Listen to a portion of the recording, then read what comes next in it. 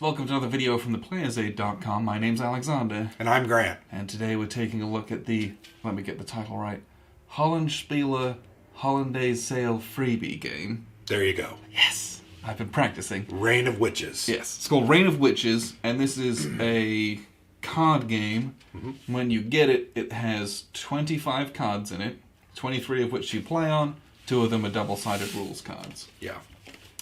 Here's the rules. Yes. Pretty simple, right? The game is about the quasi-war, which was to do with, and I'm going to pretend to know what I'm talking about, and I don't. It's... I'm listening. It's 2 factions within the Federalist Society, I believe. One led by Adams, one led by Hamilton, and it was about the infighting within that party as to who was going to be elected president. Yeah. Who was going to become president, yeah. Yes, they had differing views and had different other members of their parties backing them and different bits and pieces. And this is, you're trying to vie for kind of control through points and cards to try and not only beat the other player, but also to beat Thomas Jefferson. Right, who is kind of a sideshow. Yeah. I don't know exactly what he's doing. I don't know enough about the history to understand why that was important, other than he was a great man and he'd probably get a stamp of approval. I don't know. Well, the interesting thing is Jefferson and Adams were friends, but they were in some ways political rivals. They thought differently about things. Yes. Jefferson did not say a lot of kind things about Adams. I'm not sure many people said a lot of kind thing about John Adams, although he was very amazing in his own right. I just don't know that he was a friendly person. Kind of prickly. He probably achieved a lot of good things, but wasn't a nice guy, maybe. I don't know. He was very important to the success of the American Revolution. Okay. And he was the first, vice president and followed his president. And, he was a big part of who our country is. Signed a lot of the important documents. Yeah. And was a good leader, I think. But although people didn't like it in general. Well... In general. That happens. But the context of the game, that's the context. But really, you're playing with 23 cards. Yep. And Tom jokes in the rules that this could have been called Pax Adams because it uses the same kind of a little market and buying mechanic that you get in Pax Premier, Pax, all those other games, of which there's a trillion. So you have... Which we've only played Pax Premier, but... Yes, but a lot of people love those games and play all of them in a series. Yep. This is, you got your little 4 cards out. First one's free. Second one costs you 1. Yep. You got to pay all the money onto the other cards to get the good one if you're so inclined. Yep. But you're raking up cards. You have a hand of 3 at most. That's your hand limit. And then you're trying to play them down and then put coins on them.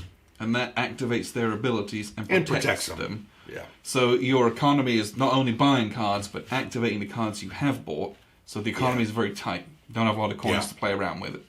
And the thing that makes it tight is not only do you not have a lot of money, nor much ability to get a lot of money, very similar to Pax Premier. Yes. But every card you play down typically requires you to discard a card. Yeah, so you're paying, you're trying to buy a couple cards, and then you throw one away. Yeah. Just to play a card.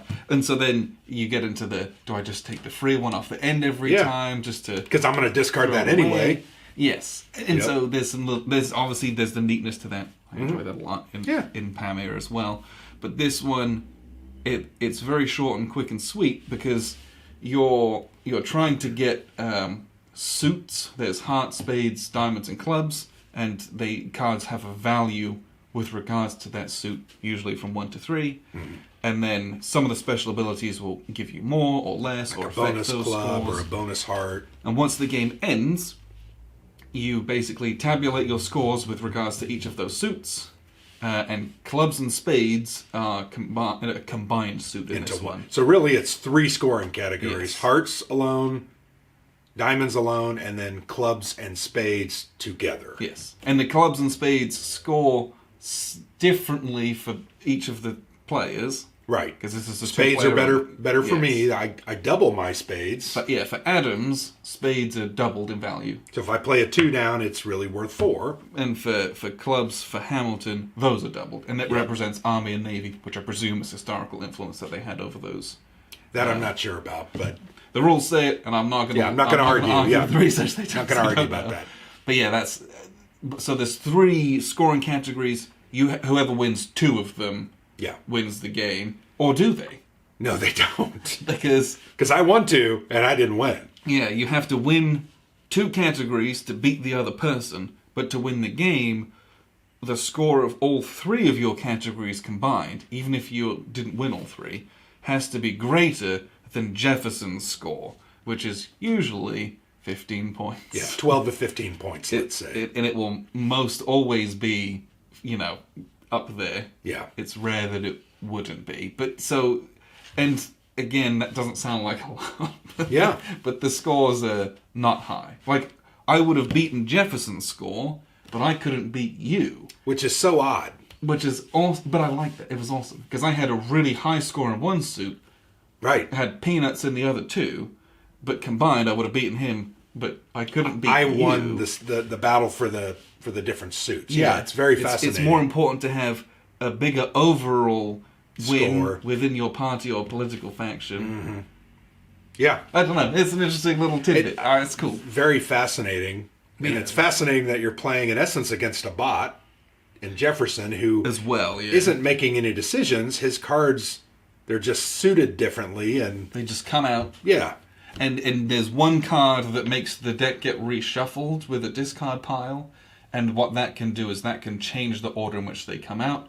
Yeah. Because there's one card number 23, this ends the game. And it starts the game at the bottom of the pile. There's one card that can then move that position. It's random. Well, you shuffle, and it could move it from the bottom to the very top, or the middle, or it can move it from the very bottom to the very bottom. Which is what happened with us. And I shuffled that 2 or 3 times, so I don't know what I did wrong. Yeah, so there's one way that it could... You could have Jefferson could have a lower score. Most of the time, you should be shooting for 15, though, I would say. Typically. But ultimately, if it does end more quickly, it's going to be harder for you to have enough score. Yeah, because you want to put as many cards out. So it's a balancing act. It's a fun little game. Quick as well, right? 25 minutes. And it's interesting because the activation of the cards really is where the key is. Once you put a coin down on them, it activates the ability. And, sometimes it might say, well, cause your opponent to discard a card, or you might get an extra bonus type of one suit, or you might draw a coin, which is very important because I had very little money, and that's how I got more money. I think I got 3 coins from those cards. So that's very fun, trying to see those in the tableau and then bring those into your tableau and then protect them so that you can get those abilities. That's fun. It's kind of a cool game. Nothing to do with a war game, right? It's not. Not really. No. It's a struggle, but it's not. It's just playing suits and trying to best your opponent. Yeah, but each of the cards is like a historical figure or an action or something that happened. Has a picture on it. Has some text as well to help. A little bit of history, which is nice for a game like this, which I didn't know anything about. Helps you learn a little bit as well. Yep. And it's free. Yes, if you want this, it is free as part of the Hollandspiele Hollandaise holiday sale freebie. I think it's Hollandaise sale. Hollandaise, so. But you got to buy 2 games. Well, you say that like it's a bad thing. No, it's not. And they're each going to be, I think, $5 off. Yeah. So. And they make top quality games. I mean, you commented about my shelf over there of all those great solo games that I have. They have a ton. And you've got a ton stuck around. Well, because they're smaller boxes. Stashed to try to hide them. Well, you do too. You have it on top of them. Not hide them. I love them. Yeah, you try to disguise how many games that you have, though, by spreading them out. Well, that's part of it. Yeah, you want to fool the wife. I hate to say it. But yeah, if you get 2 games from their sale, you get this freebie card game. Which it's well worth doing that. And we don't know. We talked about this. I don't know if you can... After the sale's over, I don't know that you can get the game. Or you might be able to. I just don't know. We couldn't find it on the website. We couldn't find where you could buy last year's freebie game, which was called Toledo War. I didn't see where that was like $5 or. I just don't know. So hit up Tom on Twitter and ask. Yeah, ask him. But this sale is good through. I think their sale is good through December the 6th. So it's December 6th, 2020. Yeah, December 6th, 2020. So it's like another week after this video. Yeah, if you're watching this after that, you find it somewhere else. Yeah. Who knows? But, one comment I want to make, though, if you don't know much about Hollandspiele, they are a small company. It's really just Tom and Mary doing the administrative side. And a lot of the design too. The graphic artwork sometimes, the layout. But then Tom kind of commissions or does deals with designers. Yep.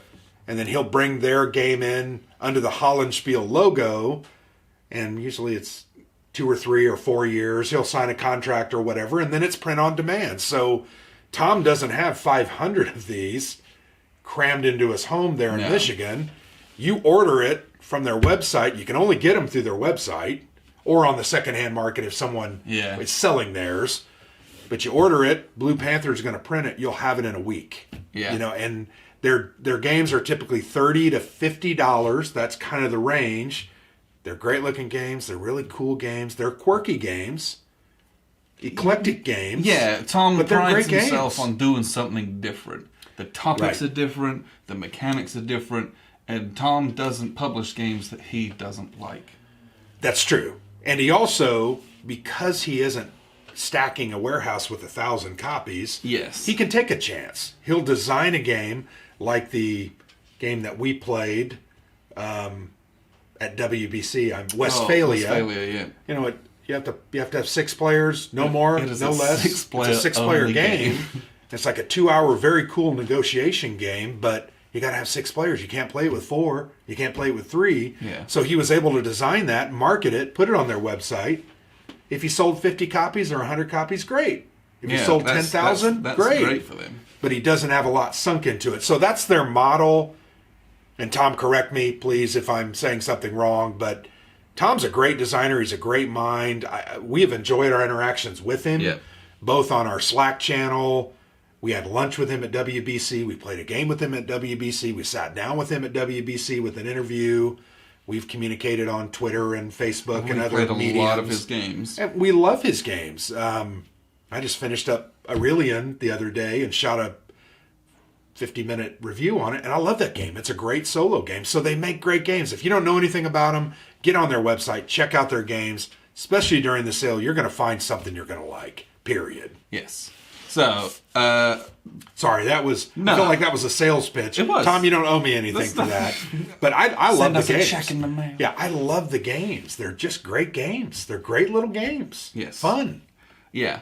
Reign of Witches, we played this. Let's get back to that. Reign of Witches. This is off, I don't know if you've played one of their freebie games before. I don't think so. No, I have not. We played a lot of their box games. It's literally just a deck of like 25 cards that you get. And you set it out and you play it. You have to supply your own coins, which that's the only other component. It can be anything. Yeah. It's tiddlywinks. It's the currency. So coins, tiddlywinks, cubes, a dice, anything. You just need 10 of them. Yep. But what that means is you're buying games anyway. You get this free little experience, nice, quick 2-player little card game. Well, this would also be a game that I would love to play with my wife as well, because she's not into war games and she loves these kind of card games. I'd love to try that with her. Yes. We've enjoyed those games together. It played in, what did it take us, 20 minutes, 15 minutes? Yeah, I would have said 20-25 maybe. 20-25, it's not long. Only because it was our first time, so we were reading the cards, trying to figure out what am I trying to do. But yeah, great little game, well-designed, beautiful cards. I mean, that's amazing. That's Adams, but really great little card. Love the layout, love the style. Yeah. It's very Hollandspiele. So these are the cards, and you've got historical pictures on them of all the different bits and pieces, and they're backed nicely. It's not, it's free, but it's not cheap. That's what I would say. It's a freebie. It's not a piece of crap. Yeah, that I'm just trying to get you to buy some games. He's designed this game this year for this. It's not some throwaway piece of garbage that they're like, oh yeah, this is free. Yeah. Like, he puts a lot into these. He does, because I know they generate some good attention and they have a pretty hardcore following them, which is I appreciate too. So, Reign of Witches from Hollandspiele. It's their freebie game. Get on their website if you want to pick it up. Fun, little, nice. A little bit of economy, a little bit of politics back and forth, a little bit of kind of stab you in the back. Yep. A nice, fun little game. Yep. That's it. I ended it.